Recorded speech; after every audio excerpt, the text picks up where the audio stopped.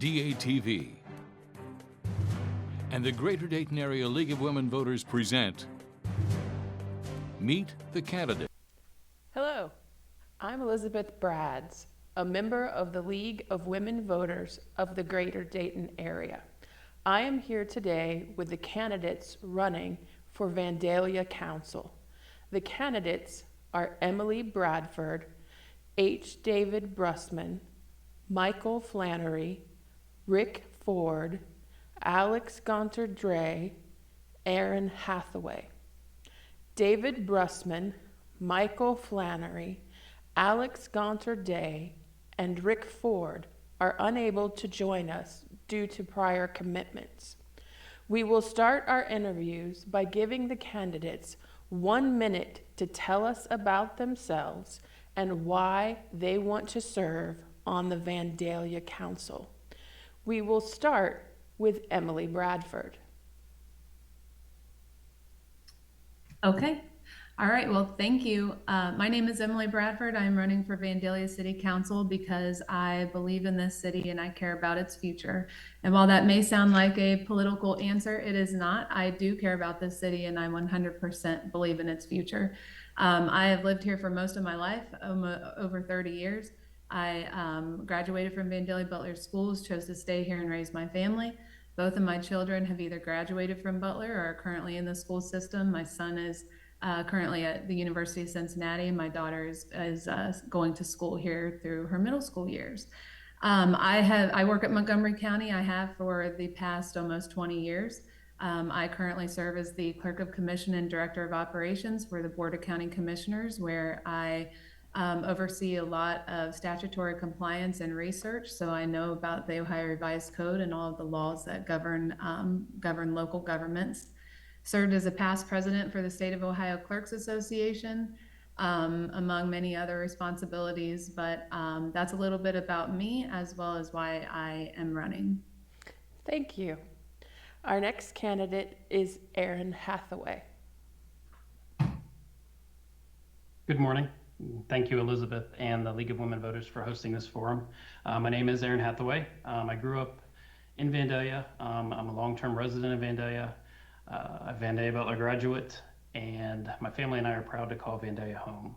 We're currently raising our family here. We have 5 children, 3 little ones that attend St. Chris, and then we have 2 older children that are in college.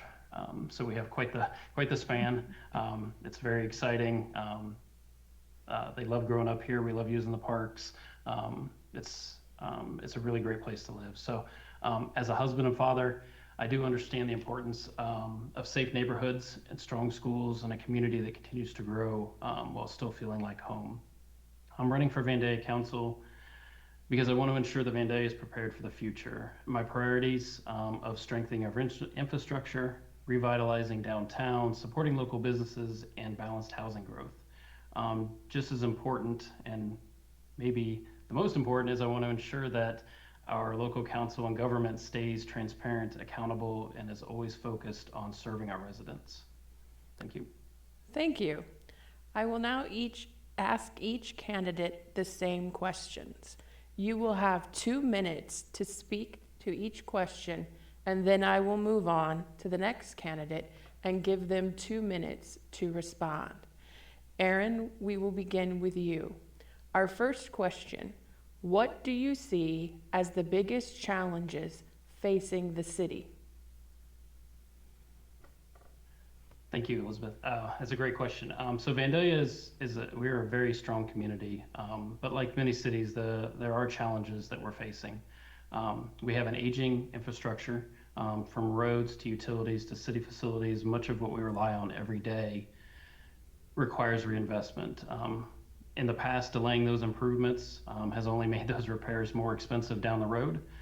So we need to be more proactive for upgrades and long-term planning. We need to focus on economic growth. Residents consistently ask for more vibrant downtown. The downtown's kind of stale, a lot of vacant buildings. We need to add more shops, restaurants, gathering places to make it more of a walkable downtown. The growth, though, has to be smart, bringing opportunity to Vandalia without losing our small town character that makes Vandalia special that it is today. We also face a challenge around housing availability. I believe we need to increase the residential options in a balanced way. Adding thoughtful housing helps strengthen our neighborhoods, supports local businesses, increases our property values while growing our tax base and protecting the character of our community. Through all this, it is essential that our government and our council is transparent and accountable. Residents want to know that the decisions that we're making on council are open and that we have their voices in mind. Thank you. Thank you. Emily, what do you see as the biggest challenges facing the city? Yeah, so I would agree with a lot that Aaron said. I think that we have a few challenges in this city that going on right now and that a lot of communities are facing. Number one, with the rising costs, both for the city as an organization as well as for our residents. And we have to try to find and discover new ways to offset those costs and to increase our income tax base. We have an aging population here in Vandalia right now, and our population has been stagnant for quite some time. At least I know for a decade. I would venture to say probably longer than that, but at least for a decade we've been sitting around 15,000, and we have to try to find ways to grow that income base, because it is that revenue that provides the city the opportunity to provide the good and great services that we provide and that the residents expect. And so we have to try to find all the innovative ways we can do that.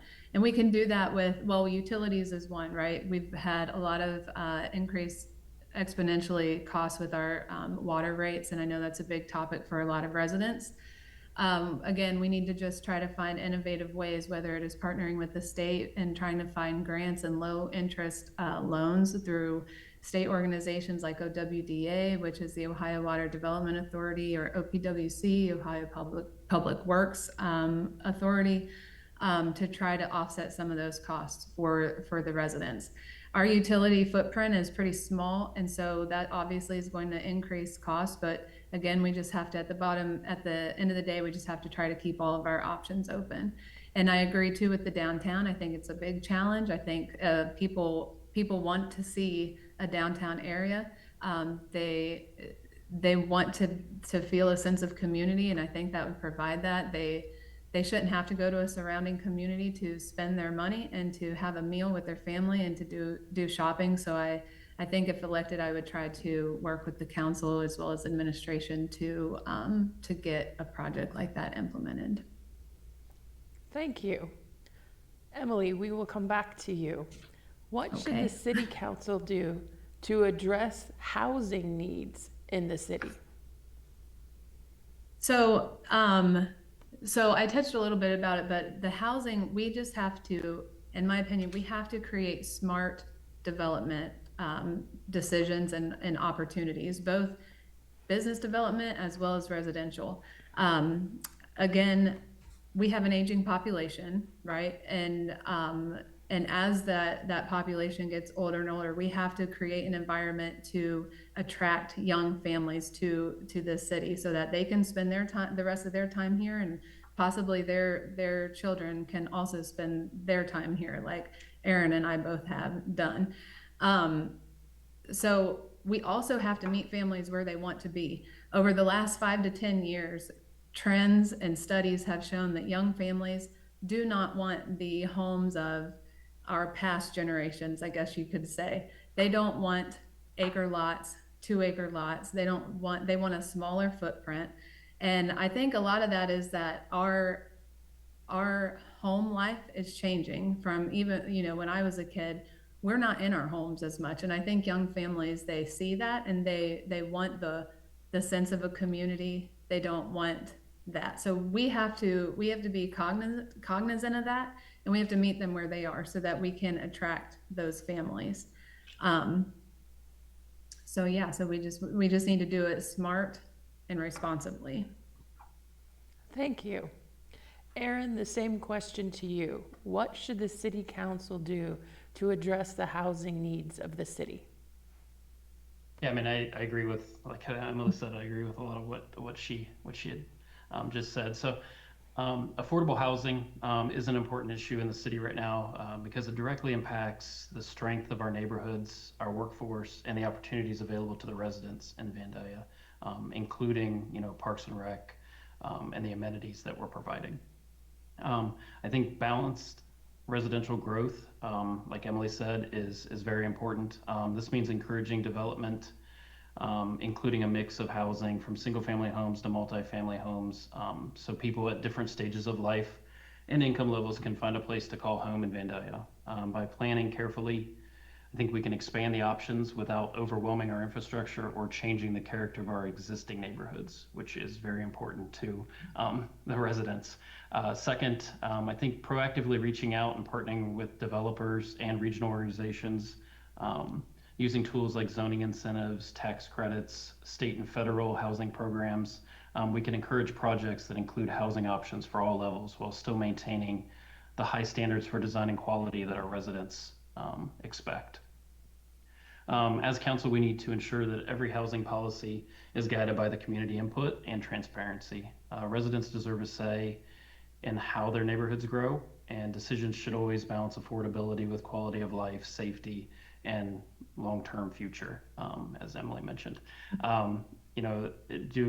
Through smart residential growth, I think we can strengthen our tax base, increase property values for existing residents, and keep our community welcoming and strong for future generations. Thank you. Our third question, Aaron, we will begin with you. How do you see the role of the city council in the city manager form of government? So yes, under our charter, Vandalia operates under a council manager form of government. This means that the city council is responsible for setting policies, approving budgets, and representing the residents, while the city manager oversees the day-to-day operations. So in essence, the council sets the direction and the city manager implements it. I see council's role first and foremost is the voice of the citizens. Every decision that I'll make should start with the question, how does this benefit our residents? That includes setting priorities, ensuring accountability, keeping the city's focus on serving the entire community. Equally important, I think, is transparency. Council should operate openly, explain its decisions clearly, and make sure that all the information is accessible to the residents. When residents see this honesty and accountability in action, it builds trust with the community, and it encourages more people to engage with the local government and council. At its best, council is not just a governing body, but it's a partner with the community. By combining responsible oversight with openness and service, we can ensure that Vandalia continues to thrive and every resident feels valued and heard. Thank you. Thank you. Emily, the same question to you. How do you see the role of the city council in the city manager form of government? Yeah, so again, I would agree with a lot of what Aaron said. So our charter does have the council and city manager roles, and I see our council, number one, as Aaron said, being a representative for the residents, as well as setting the vision for the city.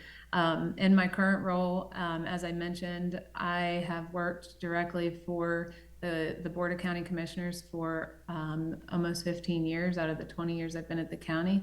And in my current role that I've been in since about 2018, I work extremely closely with our county administrator. So I see and I know the importance of that relationship between an elected body and an appointed personnel. And I know how a good relationship can help a community and a jurisdiction thrive. And I think a lot of it, like Aaron said, one of my biggest things is trust. They have to have trust for each other. The city manager has to trust the council member has to trust the city manager, as the city manager is the one that carries out the day-to-day operations. And I think that just setting the policies, setting the vision, which a lot of the vision I think would come from the feedback from the residents, or at least is taken into consideration, and then taking that to not only the city manager, but as well as key staff, and letting them kind of drive the day-to-day operations as far as how that's going to go. So I am extremely used to that situation, and so I think fostering that relationship is imperative to having a healthy jurisdiction. Thank you. In closing, we would like each candidate to provide a closing statement in 1 minute. Emily, we will begin with you. Okay.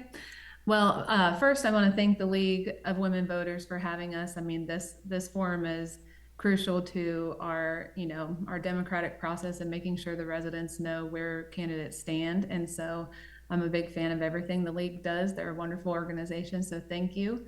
But as I mentioned before, I think I have a unique experience for this role as a council member on the city of Vandalia, both with my experience in local government as well as being a resident here and knowing the city and knowing the residents. And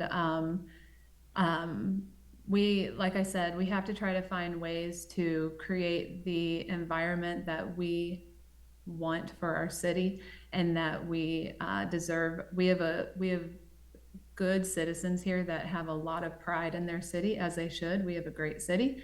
And so we need to continue that for our generation now and for future generations. So thank you. Thank you. Aaron, your closing statement. Thank you. So I'll say thank you to Elizabeth and the Dayton League of Women Voters for hosting this forum and giving Emily and I a chance to speak directly to the citizens of Vandalia that we're hoping to represent. My family and I are proud to call Vandalia home, and as a husband and a father raising a family here, I do know firsthand the challenges and support that our citizens need for a thriving community. I've been an active volunteer in the community. I've served on Vandalia's Housing Code Board of Appeals, the Board of Zoning Appeals, and playground committees. These experiences have given me firsthand insight into how city policies directly affect families, neighborhoods, and local businesses.